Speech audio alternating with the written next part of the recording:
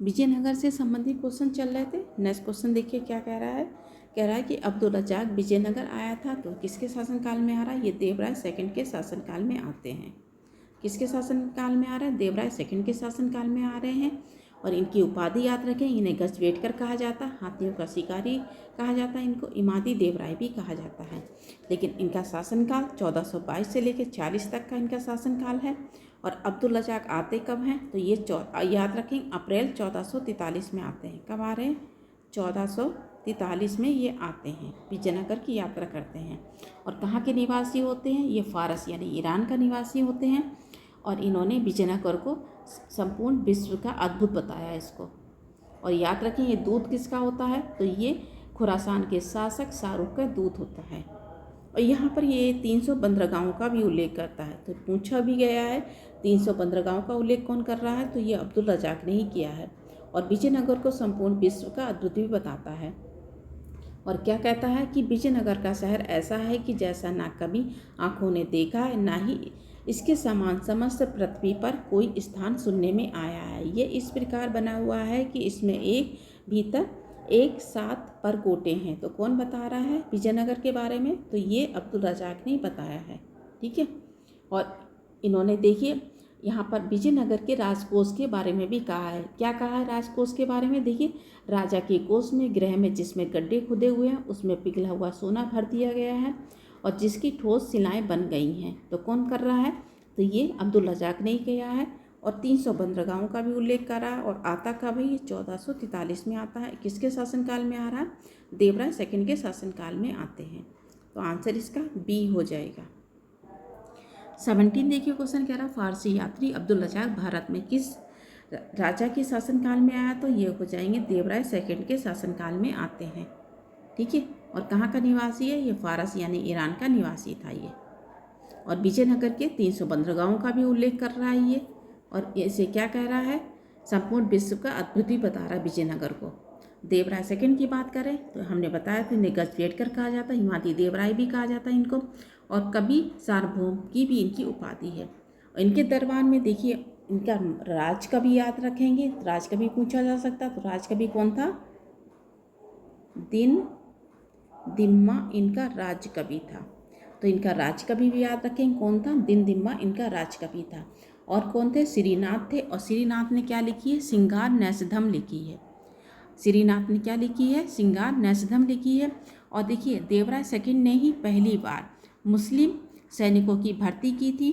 और यहाँ पर 2000 तुर्की धनुधारों को भी अपनी सेना में भर्ती किया था, उन्हें जागीरें दी थी। और ये अपने सिंहासन में एक तरफ वेद तथा दूसरी तरफ कुरान भी रखते थे। कौन, देवराय सेकंड।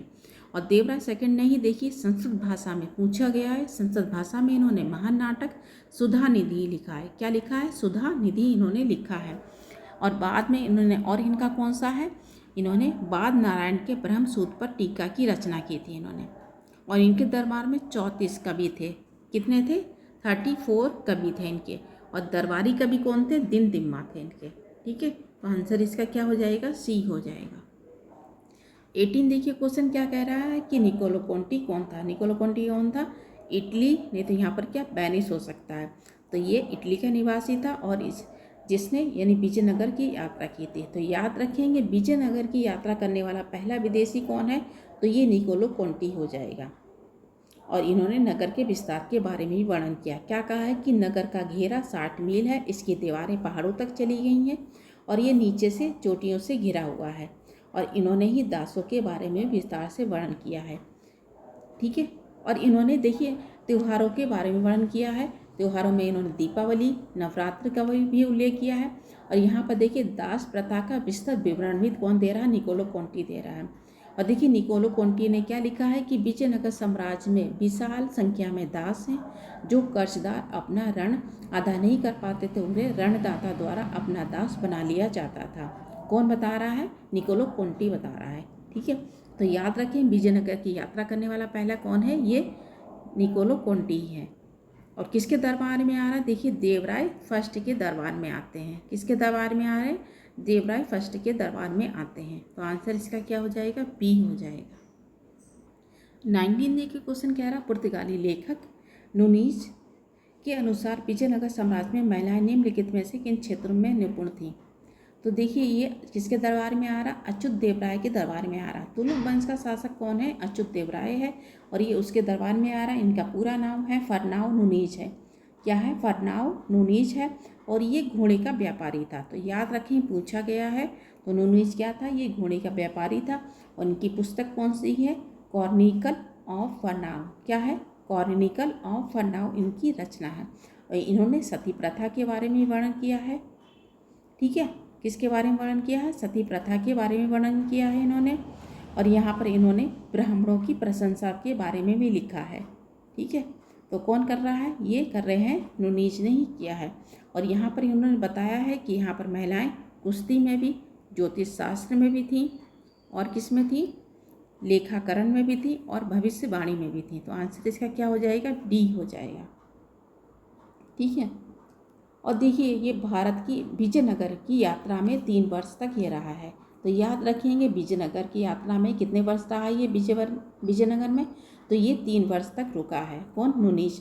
बारबोसा की तरह भी नुनीज ने भी विजयनगर में सती प्रथा का भी वर्णन किया है।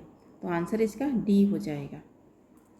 20 देखिए क्वेश्चन कह रहा है, निम्नलिखित में से कौन महाभारत में तेलुगु में अनुवाद के लिए विख्यात है। निम्नलिखित में से कोटों को उत्तर चुनिए। तो देखिए महाभारत में तेलुगु भाषा में लिखा तो किसने लिखा है, देखिए नन्नय्या ने लिखा है। 11वीं शताब्दी में लिखा, प्रारंभ किया था।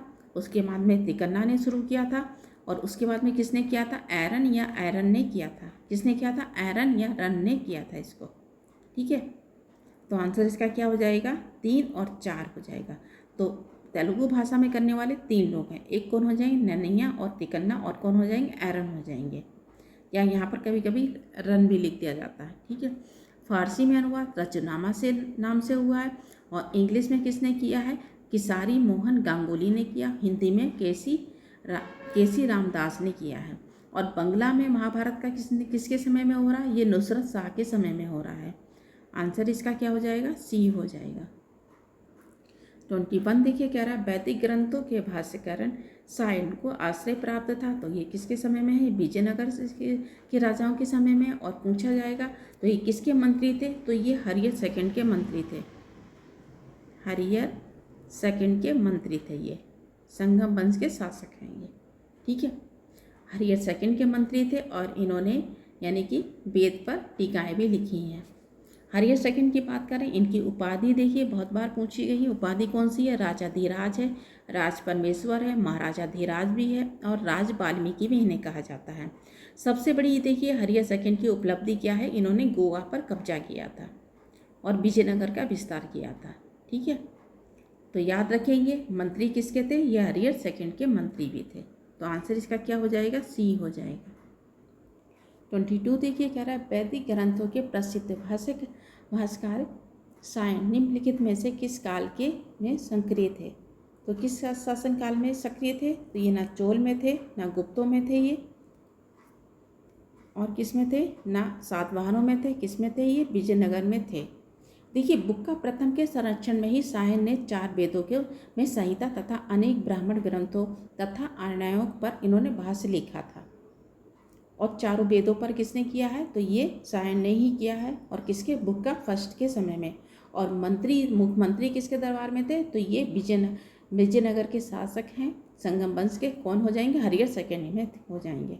कौन हो जाएंगे, हरियर सेकंड के समय में ये मुख्यमंत्री के पद पर भी थे। कौन, सायन। ठीक है, तो आंसर इसका क्या हो जाएगा, डी हो जाएगा। 23 देखिए कह रहा है कि निम्नलिखित में से किसके राजरोहण में अब तक 500 वर्ष गुजर गए हैं। तो देखिए हरियर फर्स्ट की बात करें तो ये संगम वंश के पहले शासक हैं और 1336 में ये गद्दी पर बैठते हैं। कृष्णदेव राय की बात करें, ये विजयनगर के शासक हैं देखिए, लेकिन वंश पूछा जाएगा तो तुलुक वंश के हो जाएंगे और ये 1509 में ये राज सिंहासन पर बैठते हैं।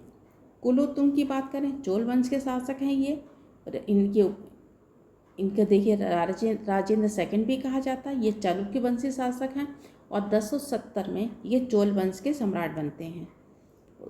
राजराज, ये क्या है, राज राय नहीं होगा, राजराज फर्स्ट हो जाएंगे, ये भी चोल वंश के शासक हो जाएंगे। पूछा जा रहा 500 वर्ष हो गए, तो ये आंसर क्या हो जाएगा, कृष्णदेव राय हो जाएंगे। ठीक है, तो आंसर इसका क्या हो जाएगा, बी हो जाएगा। 24 देखिए क्या कह रहा है, 1565 में कौन सा प्रसिद्ध युद्ध हुआ था, तो कौन सा हो जाएगा, ये तालीकोटा का युद्ध हो रहा है। और कब हो रहा है, याद रखेंगे 23 जनवरी को हो रहा है, 23 जनवरी को ये युद्ध होता है। ठीक है, तो डेट याद रखेंगे और मंथ भी याद रखेंगे। कब, 23 जनवरी 1565 में युद्ध हो रहा है। इसे क्या कहा जा रहा है, तालीकोटा का युद्ध बोल रहा है। राक्षसी तांगड़ी का युद्ध बोला जाता है, इन्हें बन्नी हट्टी का युद्ध भी बोला जाता है। और इसमें देखिए एक तरफ कौन होते हैं, विजयनगर के शासक होते हैं, दूसरी तरफ कौन हो जाएंगे, बीजापुर हो जाएंगे, अहमदनगर हो जाएंगे, गोलकुंडा हो जाएंगे और बीदर हो जाएंगे। इन संयुक्त सेना ने विजयनगर को परास्त किया था। तो पूछा जा सकता है कि इस युद्ध के समय विजयनगर में किसने यानी साथ नहीं दिया था संयुक्त सेना में, तो ये बरार ने साथ नहीं दिया था इनका। ठीक है, और अगर पूछा जाएगा तो इस समय यानी कि राजा कौन था, विजयनगर का शासक कौन था, तो कौन हो जाएंगे, सदाशिव राय थे। कौन थे, सदाशिव राय थे। और मंत्री भी देखिए याद रखेंगे, राम राय थे। कौन थे, राम राय इनके मंत्री थे। ठीक है, तो आंसर इसका क्या हो जाएगा, डी हो जाएगा। 25 देखिए कह रहा सन 1565 में कौन सा प्रसिद्ध युद्ध हुआ था, तो ये हो जाएगा तालीकोटा का युद्ध हुआ था। इसी को देखिए बन्नी हट्टी का युद्ध बोला जाता है, राक्षसी तांगड़ी का युद्ध हो रहा है। और ये 23 जनवरी 1565 को ये युद्ध होता है। ठीक है, और इस युद्ध का प्रत्यक्षदर्शी कौन था, सेबल था। कौन था, सेबल प्रत्यक्षदर्शी था। इनकी पुस्तक याद रखेंगे कौन सी थी, आ फॉर गटन एम्पायर। क्या है, आ फॉर गटन एम्पायर इनकी पुस्तक है। इसमें इन्होंने विस्तार से वर्णन किया है इसमें। ठीक है, विजयनगर के बारे में। तो आंसर इसका क्या हो जाएगा, डी हो जाएगा। 26 देखिए क्या रह रहा है, भाई घुमा के पूछा गया, तालीकोटा के युद्ध हो रहा है, किसके किसके बीच हो रहा है, विजयनगर है और बीजापुर है, अहमदनगर है और गोलकुंडा है। और कौन हो जाएंगे, बीदर हो जाएगा। ये संयुक्त सेना ने भाग लिया था, लेकिन बरार ने इसमें भाग नहीं लिया था। किसने भाग नहीं लिया था, बरार ने इसमें भाग नहीं लिया था संयुक्त सेना में। ठीक है, प्रत्यक्षदर्शी का याद रखेंगे कौन था, सेबल थे। कौन थे, सेबल प्रत्यक्षदर्शी थे। और तो याद रखेंगे तालीकोटा के युद्ध के पश्चात कौन यानी विदेशी यात्री आया था, तो सीजर फ्रेडरिक आया था। कौन था, सीजर फ्रेडरिक आया था। तो आंसर इसका क्या हो जाएगा, सी हो जाएगा। 27 देखिए क्या कह रहा है कि तालीकोटा का युद्ध हो रहा है, तो कब हो रहा है, ये 1565 में हो रहा है। ठीक है, कब हो रहा है, 1565 में होता है। और याद रखेंगे तालीकोटा के युद्ध के पश्चात कौन विदेशी आया था, सीजर फ्रेडरिक आया था। कौन था, सीजर फ्रेडरिक ये आया था यात्री। तो आंसर इसका बी हो जाएगा। और विजयनगर का शासक कौन था, सदाशिव राय थे। 28 देखिए कह रहा है कि जब राजा, क्या कह रहा है, जब राजा बेडियार ने मैसूर राज्य की स्थापना की तब विजयनगर साम्राज्य का शासक कौन था, तो ये कौन हो जाएंगे, अराबीडू वंश के शासक हैं वेंकट सेकंड हो जाएंगे। कौन हो जाएंगे, वेंकट सेकंड हो जाएंगे। अराबीडू वंश के देखिए प्रथम शासक कौन है, तिरुपल। कौन है, तिरुपल थे। और अंतिम शासक कौन हो जाएंगे, श्री रंगनाथ हो जाएंगे। ठीक है, वेंकट सेकंड की बात करें, इनका शासनकाल कब से शुरू होता है, 1586 से लेके 1614 तक इनका शासनकाल है। इन्होंने ही 1610 में, याद रखें कब, 1610 में वेंकट सेकंड ने डचों को पुलिकट में कारखाना खोलने की अनुमति दी थी। तो कारखाना खोलने की अनुमति पुलिकट में कौन दे रहा है, तो वेंकट सेकंड ने ही दी थी। ठीक है, तो आंसर इसका क्या हो जाएगा, डी हो जाएगा। 29 देखिए क्या रहा है, विजयनगर साम्राज्य में वित्तीय व्यवस्था का मुख्य विशेषता क्या थी, तो क्या थी, भू राजस्व थी। क्या थी, भू राजस्व थी। विजयनगर राजस्व का सर्वाधिक महत्वपूर्ण सूत्र क्या था, भूमि कर था। भूमि का भारी यानी भली भांति सर्वेक्षण कर भू राजस्व वसूला किया जाता था। ठीक है, देखिए भू राजस्व का विस्तार से वर्णन किसने किया है, फरनाओ नूनीज ने भी किया है। और भू राजस्व की मात्रा कितनी बताई है, 1/6 बताई है। कितनी बताई है, 1/6 इन्होंने बताई, किसने, नूनीज ने। ठीक है, अगर देखा जाए डोमिगोस पायस हैं जो कृष्णदेवराय के दरबार में आते, इन्होंने प्रांतों की संख्या कितनी बताई है, 200 बताई है। कितनी बताई है, 200 बताई है। बल्कि जो एच कृष्ण शास्त्री हैं उन्होंने विजयनगर में 6 संख्या बताई हैं। कितनी बताई हैं? 6 संख्या बताई हैं। तो याद रखें, यानी डोमिगोस पायस ने 200 संख्या बताई है और कृष्ण शास्त्री ने कितनी बताई है? विजयनगर की 6 संख्या बताई है। प्रशासनिक इकाई याद रखेंगे तो पहली कौन सी हो जाएगी? मंडल हो जाएगी, कोट्टम हो जाएगी, नाडु हो जाएगी, फिर मैला ग्राम हो जाएगी, फिर उर यानी ग्राम हो जाएगी। ठीक है, तो इनकी प्रशासनिक इकाई याद रखेंगे कौन सी हो जाएगी? मंडल हो जाएगी, कोट्टम हो जाएगी, नाडु हो जाएगी, मैला ग्राम हो जाएगी, फिर उर ग्राम हो जाएगी। ठीक है, ये देखिए मिलान भी आ सकता है, कभी कभी क्रम भी पूछा जाता है। तो आंसर इसका क्या हो जाएगा? बी हो जाएगा। और देखिए भू राजस्व की दर कितनी थी? 1/6 थी। ठीक है, तो याद रखेंगे भू राजस्व की दर भी। 30 देखिए क्वेश्चन क्या कह रहा है? 30 क्वेश्चन कह रहा है विजयनगर के शासक कृष्णदेव राय की कराधान व्यवस्था से संबंधित निम्नलिखित में से कौन सा विचार सही है? ठीक है, तो देखिए एक क्या कह रहा है? एक कह रहा है कि भूमि की गुणवत्ता के आधार पर भू राजस्व की दर नियत होती थी, जिसकी जो थी 1/6 रखी गई थी। ये भी बिल्कुल सही है। दूसरा देखिए क्या कह रहा है? दूसरा कह रहा है कि कारखानों के निजी स्वामी एक औद्योगिकरण कर देते थे। बिल्कुल दोनों ही सही हैं। जो कृष्णदेव राय थे, देखिए विजयनगर में देखिए विवाह कर भी दिया जाता था, लेकिन जो कृष्णदेव राय थे इन्होंने विवाह कर को समाप्त किया था। तो याद रखें विवाह कर को समाप्त करने वाले कौन है? ये कृष्णदेव राय ही थे। ठीक है, कृष्णदेव राय के ही कोंड बिंदु शिलालेख में 59 वस्तुओं पर वसूल किए जाने वाले करों की दरों का उल्लेख मिलता है। और नुनिज ने भी लिखा है कि नागलपुर कौन सा है? जो नागलपुर नगर है जो इन्होंने बसाया था, उसमें बोई जाने वाली वस्तुओं से 12,000 पर दोष शुल्क या चुंगी के रूप में वसूल किया जाता था। किसने बताया है? ये नुनिज ने ही बताया है। तो आंसर इसका क्या हो जाएगा? दोनों ही हो जाएगा। आंसर इसका सी हो जाएगा। आज इतने क्वेश्चन रखते हैं। धन्यवाद।